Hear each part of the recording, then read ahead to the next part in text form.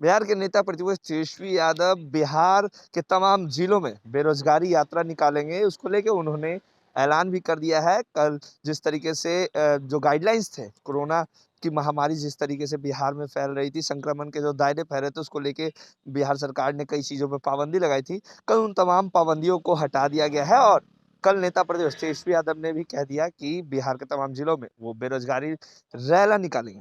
अब रैले पे बिहार की सियासत हो गई है तेज। जेडीयू के एमएलसी नीरज कुमार ने तेजस्वी यादव को कई बड़े नसीहत दे दिए। क्या कुछ कह रहे हैं एमएलसी नीरज कुमार, सुन लेते हैं। विपक्ष के नेता माननीय तेजस्वी यादव बिहार प्रवास पर रहेंगे, यह भी एक महत्वपूर्ण बात है। ऐसे इनको समय नहीं मिलता है। जब से राजनीति में अनुकंपा की बुनियाद पर, अनुभव और योग्यता पर नहीं, जब से विपक्ष के नेता का पद इन्होंने संभाला तो विभिन्न यात्राएं की, लेकिन कोई भी यात्रा पूरा नहीं हुआ है।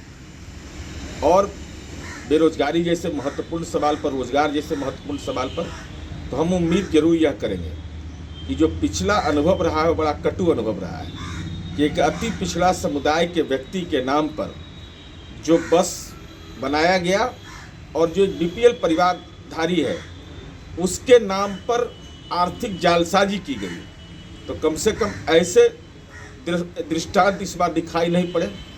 और तेजस्वी यादव जी तो योग्यता की बात करेंगे, वो यह बताएंगे कि भाई बिहार जैसे राज्य में जहां नौकरी के नाम पर जमीन लिखवाया गया था, तो उस परिवार को, जो गरीब परिवार है जिसने लालू जी के परिवार को दान में दे दिया और इनके नाम पर भी है, तो हम उम्मीद करेंगे वह जमीन लौटा देंगे उस परिवार को। भाई रोजगार पर हमारी चिंता है। और साथ ही साथ माननीय नीतीश कुमार जी ने जो अपना रोड मैप बनाया, जिसमें कि हर एक पंचायत में रोजगार के नए अवसर सृजित हुए, तो यह बताएंगे कि भाई हमारे राज्य में, हमारे पिताजी के राज्य में तो जमीन उमीन लिखवाता था तब। और साथ ही साथ योग्यता का भी, अब मान लीजिए 8वां 9वां पास के लिए कौन नौकरी होगा, चाहे मान लीजिए अपराध करने वाला व्यक्ति होगा उसको कौन डीएसपी बनाया जाए, क्या उसको दरोगा बनाया जाए, सिपाही बल में लिया जाए।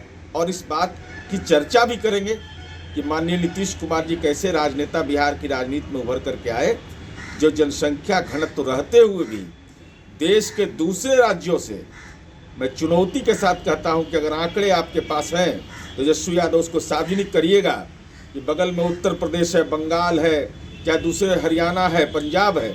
अभी हाल की रिपोर्ट आई है कि बेरोजगारी के क्षेत्र में हम लोगों ने क्या काम किया है। जो हमने काम किया है वह गांव में दिखाई पड़ता है। गांव की महिलाएं और बेटियां बोल रही हैं कि माननीय नीतीश कुमार जी ने रोजगार में हमको हिस्सा दिया, लेकिन दूसरी तरफ जिनका आपने हिस्सा लिया है उसको लौटा। तो आपने सुना सीधे तौर पे नीरज कुमार का कहना है कि तेजस्वी यादव ये बताएं कि किस योग्यता पे वो नौकरी देंगे और किस योग्यता पे वो ये यात्रा पे निकल रहे हैं, क्योंकि बिहार के मुख्यमंत्री नीतीश कुमार ने तमाम सेक्टरों में बिहार को आगे बढ़ाने का काम किया है, रोजगार देने का काम किया है और अब तेजस्वी यादव अपराधियों को डीएसपी और एसपी बनाएंगे।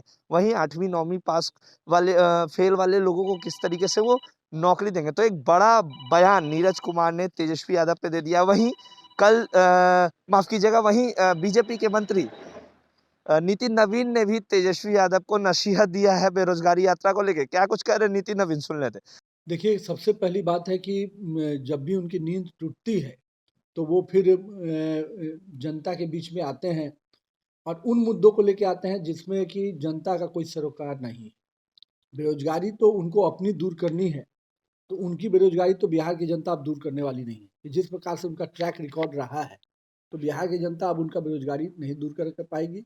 जो उनकी इच्छा है, जो सपने देख के वो सोते हैं और जागते हैं कि मैं किस दिन बिहार का मुख्यमंत्री बनूं, वो सपना बिहार की जनता तो मुझे नहीं लगता कि अभी साकार करने वाली है। जहाँ तक बेरोजगारी का विषय है, मुझे लगता है कि उनको जानकारी भी नहीं है कि किस प्रकार से बिहार में रोजगार के अवसर उत्पन्न हो रहे हैं। क्योंकि आज एक छोटा सा लेबर डिपार्टमेंट खाली ले लीजिए, तो वहाँ पर जिस प्रकार से काम हुए, जिस प्रकार से केंद्र सरकार ने सीएससी का निर्माण किया, तो वहाँ पर जिस प्रकार से बड़े पैमाने पर लोगों को रोजगार मिला। अगर मेरे डिपार्टमेंट को लेते हैं तो आज आप देखिए कि इंफ्रास्ट्रक्चर में करीब केवल केंद्र की योजना से 1,25,000 से ऊपर के करोड़ के काम हो रहे हैं, 1,25,000 करोड़ की योजना से। इसी प्रकार से हेल्थ सेक्टर्स में कितनी बड़े पैमाने पे अभी बहाली हुई। अभी आप ले लीजिए माननीय उद्योग विभाग से, तो करीब हर क्लस्टर में 8,000 से अधिक परिवारों को रोजगार देने का काम किया गया हमारी उद्योग विभाग की तरफ से लोन के माध्यम से। तो केवल एक यूनिट नहीं लगाएंगे, उसके साथ कितने लोग और लोगों को रोजगार मिलेगा। तो क्या है कि तेजस्वी यादव को तो अध्ययन है नहीं। जब बिहार में कोई चीजें होती हैं, जब बिहार में कोई आपदा आती है, उस समय से सो जाते हैं। फिर आपदा का कालखंड था तो फिर बाहर गायब थे।